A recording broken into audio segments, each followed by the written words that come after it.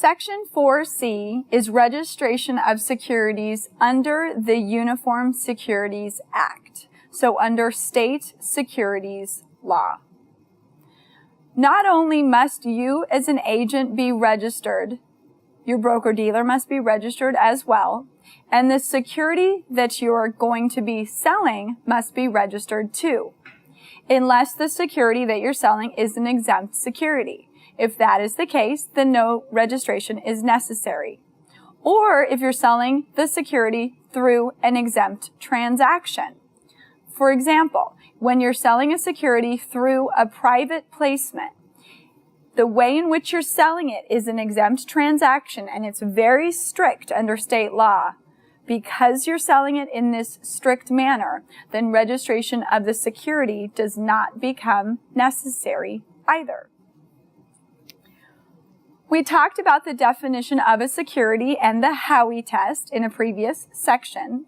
We know that securities include notes, stocks, bonds, investment contracts, debentures, certificate of interest in profit sharing or partnership agreements, negotiable certificates of deposit, collateral trust certificates, pre-organization certificates. All options are securities. Interest in oil and gas drilling programs. Commercial paper is also a security. Variable insurance policies are securities, but fixed insurance policies are not. So fixed annuities or traditional whole life, those are not securities at all.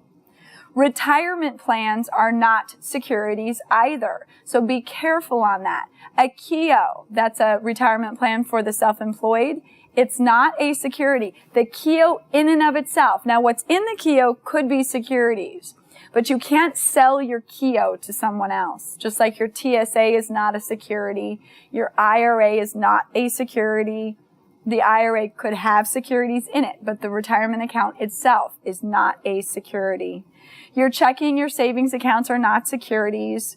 Futures contracts are not securities. Options on futures would be securities. All options are securities. If a security must be registered, we call that a non-exempt security. If you're going to register a security to be sold in one state only, what type of registration would you do? Remember the funny story? Registration by qualification.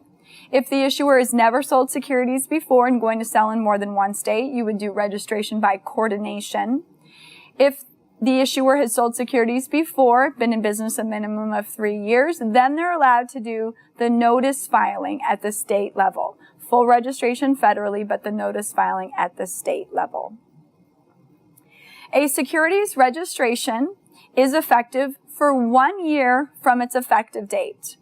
So unlike your registration, which expires when? December 31st. A securities registration is good for 1 year. It may be extended past a year if there are shares that remain unsold.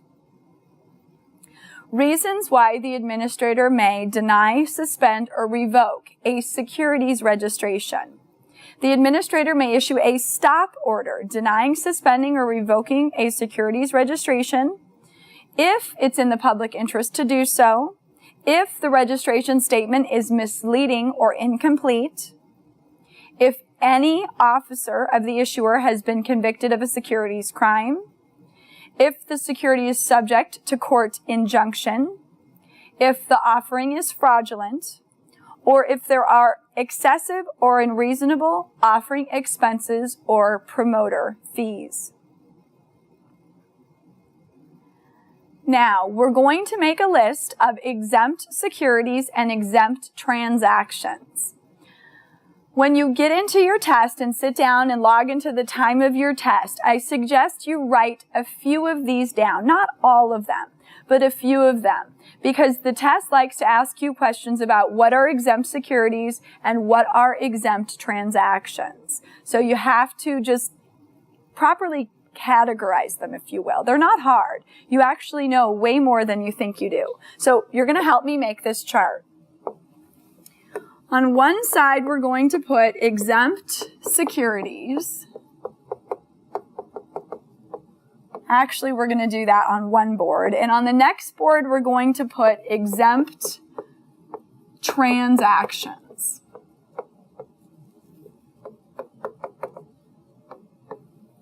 A private placement is which of these? An exempt security or an exempt transaction? A private placement is an exempt transaction. U.S. government securities, those were exempt securities. U.S. government securities. How about municipal securities? What are they? They're exempt securities as well. What about a fiduciary transaction? The answer is right in the question. A fiduciary transaction is an exempt transaction. Fiduciary transaction. How about stock or debt of a bank? Exempt security. Stock or debt of a bank. I think these are all that I have mentioned to you so far. There's more, but these are the ones that we know so far. More exempt securities would include securities issued by any recognized foreign government. So securities issued by any recognized foreign government. So debt of the province of Manitoba, for example. Securities issued by any recognized foreign government. Not Canadian corporation stock. So they're going to try to trick you. That would be non-exempt, would require registration. So be careful. It's securities issued by any recognized foreign government that are exempt securities. Financial institutions. What I've said so far is stock or debt of a bank. There's a little bit more to it though. So it talks about securities issued by and representing an interest or debt of a national bank, a federal savings and loan, including negotiable CDs. They are all exempt. So remember, bank CDs are not securities at all. Those are sold by the bank tellers. The negotiable CD is what the bank issues when they need to borrow money.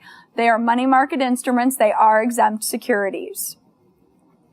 Securities issued by banks, savings institutions, and trust companies that are organized under state law are also exempt securities. So federal law, national, and state banks, all of those securities are exempt securities.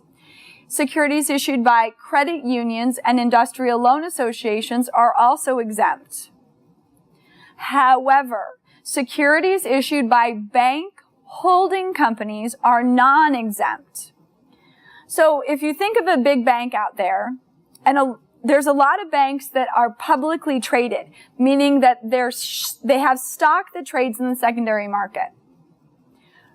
You would need to do some research, but I'm betting that those shares of stock represent interest, not in the bank itself, but in the holding company. So the holding company at the top owns the bank and owns the broker-dealer and owns the investment advisor and the mortgage side of the business as well. So the holding company issues securities, exempt or non-exempt. Non-exempt. Securities issued by bank holding companies would require registration. Securities issued by insurance companies. Now, something that I have to make a point of here is that we were talking about exempt securities under the Uniform Securities Act, which is state law. So securities issued by insurance companies. So stock or debt of an insurance company. Insurance companies are already regulated at the state level. So we're not going to regulate this again. We're going to say that's enough regulation. Securities issued by insurance companies. So not the variable annuities that they sell. Those are non-exempt. But securities representing an interest in or a debt of an insurance company are exempt securities at the state level. Public utilities and common carriers. Public utilities and common carriers are also exempt securities under state law. So this is where we see sometimes on the test railroad stock. Railroad stock. Regulated by the Interstate Commerce Commission. It's an exempt security. We're not going to regulate it again. Public utilities are regulated under the Public Utilities Holding Company Act. They issue exempt securities as well. All of these things on the board so far are always exempt, meaning that the administrator cannot come along and deny the exemption. However, the next ones can be denied. So securities issued by religious or charitable organizations are exempt securities. Sometimes the IRS will come along and say, you know what they thought was a nonprofit really is a for-profit entity and require registration.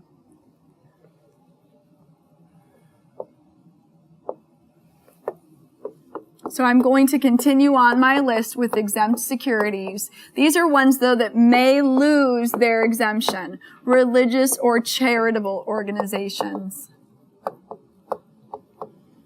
Commercial paper is an exempt security under state law. Commercial paper.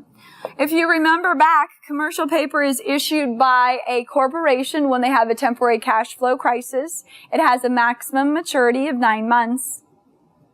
In order for the commercial paper to be an exempt security under state law, it must also meet these two requirements. It must be highly rated, so it must be in the top 3 rating categories, and it must have a minimum denomination of $50,000.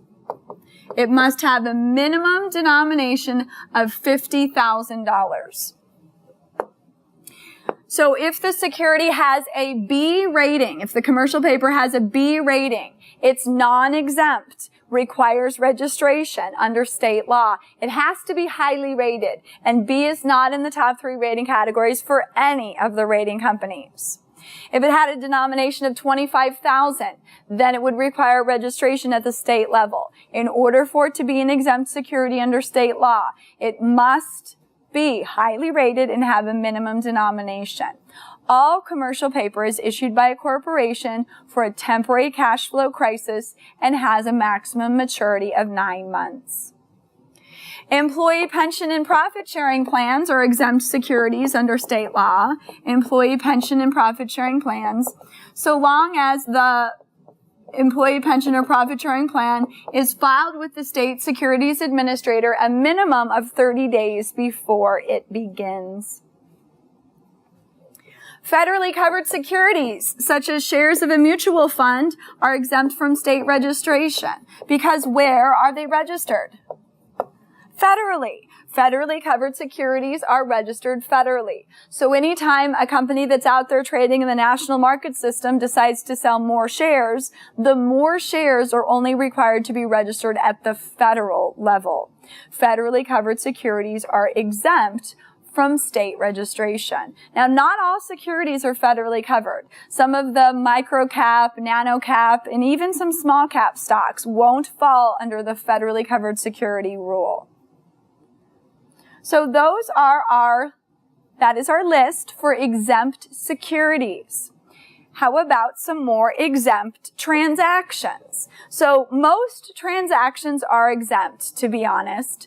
There's no special notification to the state or to the SEC unless you're someone like an insider selling your stock, or you're going to go out and buy a significant chunk of shares out of the marketplace. You're going to have to disclose your intent at that point to the SEC and to the state. But most transactions themselves are exempt, meaning there's no special notification. Are exempt securities and exempt transactions exempt from anti-fraud requirements? Never. You know that. So, an isolated non-issuer transaction. Isolated non-issuer transaction. So once every 10 years, I get together with one of my old high school friends and I buy a few of his securities because he has quite a portfolio these days. We're not registered reps, we're just old friends. It's an isolated, non-issuer, shareholder-to-shareholder transaction. It is an exempt transaction. Non-issuer transactions in outstanding securities. Non-issuer transactions in outstanding securities. So they're out there in the hands of the public, shareholder to shareholder. These are exempt transactions. Most transactions are exempt. Unsolicited orders. So you have your Series 7 license and you're sitting at your desk, the phone rings and somebody wants to buy 10,000 shares of stock. You're so excited. Unsolicited orders, that's when someone calls you. You didn't call them. Can be processed without regards to suitability. It's when you recommend something that the suitability standards must be followed. Now, if they had wanted to buy 10,000 municipal bonds, then you would be obligated to ask what is their tax bracket.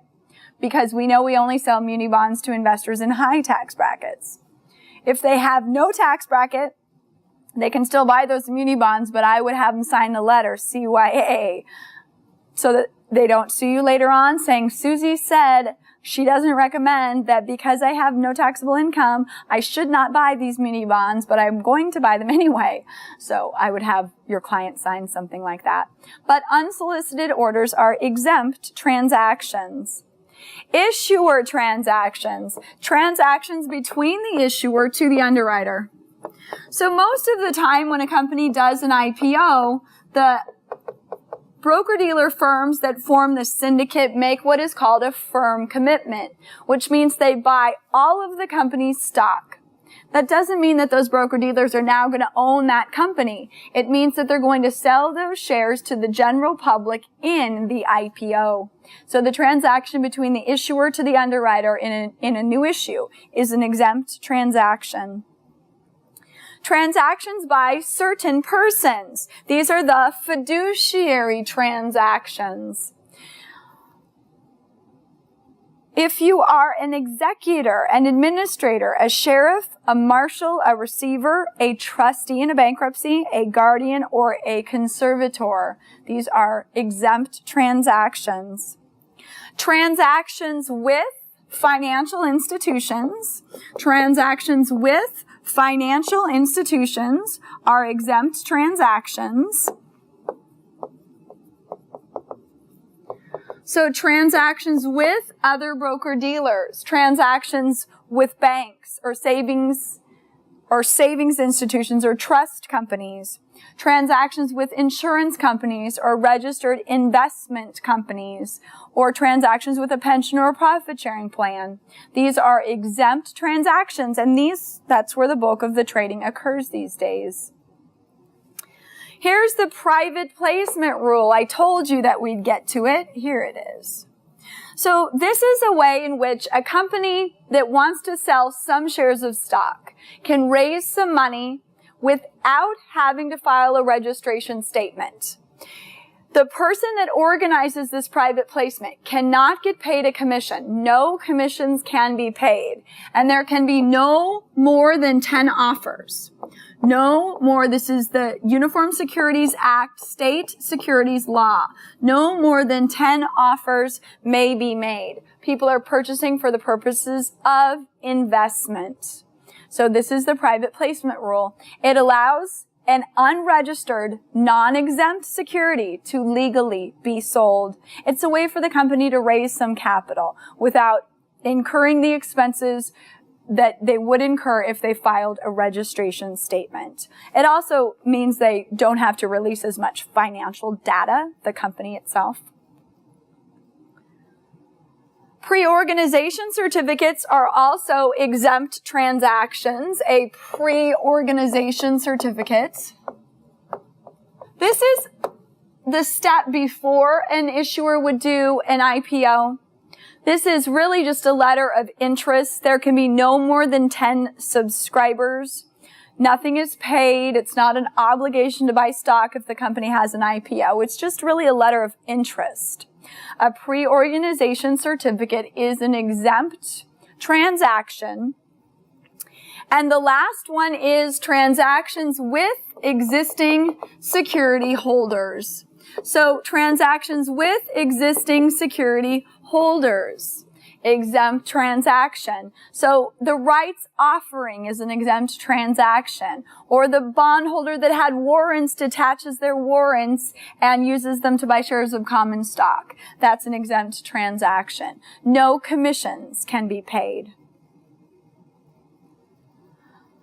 So those are our lists. There's a list of exempt securities and a list of exempt transactions. What I suggest you do is practice making your cheat sheet.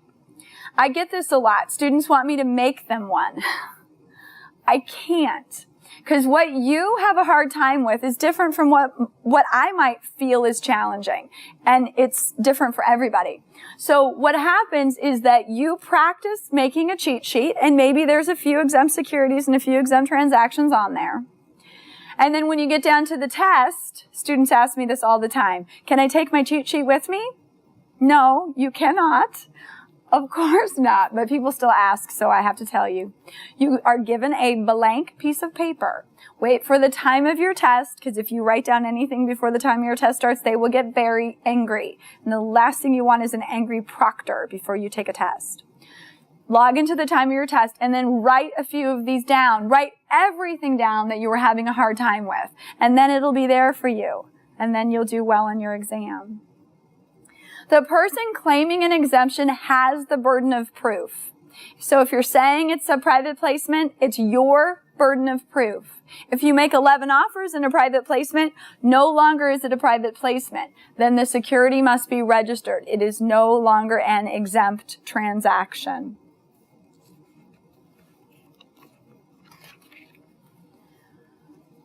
It is unlawful to make misleading statements to customers concerning the status of a securities or transaction's registration or exemption, including these statements. So these are things you do not want to say. Do not tell customers that a security registered with the SEC or a state securities administrator has been approved by such regulators. They don't approve anything. They simply clear it for sale. They don't want to incur any legal liability. Do not imply to customers that regulation by any authority, including listing on a registered stock exchange, enhances the safety or performance of a security. Don't say, this company's stock who trades in the New York Stock Exchange is safer than stock that trades in the pink sheets.